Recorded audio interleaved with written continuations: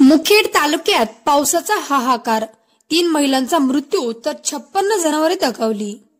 नांदेड तालुक्यातील मुखेड तालुक्यात दिनांक 17 ऑगस्ट रोजी मध्यरात्री झालेल्या ढगफुटी सदृश्य पावसाने तालुक्याचा चांगला चेहरा विद्रूप केला।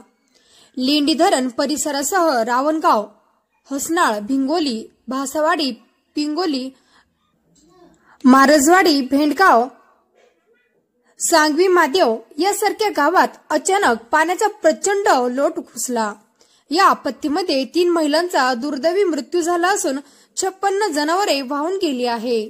तब्बल 37 घरांची पडझड झाली असून 46,230 शेतकरी बाधित झाले आहे।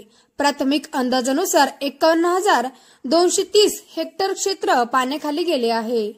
हसनाळ गावात गंगाबाई, गंगाराम मदाळे, निमाबाई हिरामन मदाळे आणि ललिता गोविंद शिंदे या 3 महिलांचा मृत्यू झाला।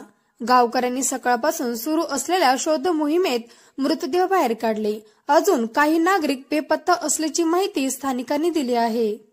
पुरामुळे शेतकऱ्यांचे हाताशी आलेले पीक, धान्य साठा, जनावरांचे खाद्य, संसारोपयोगी साहित्य पाण्यात वाहून गेले।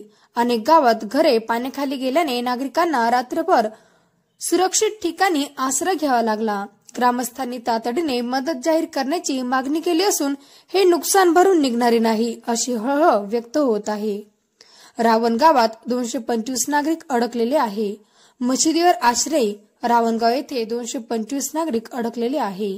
काहींनी मशिदीवर तर काहींनी झाडावर चढून जीव वाचवला। हसनाळ येथे 8 जणांनी बुरुजावर आश्रय घेतला। सकाळपासूनच महसूल प्रशासन, NDRF, पोलीस व आर्मीचे जवान घटनास्थळी बचाव कार्य करीत आहे।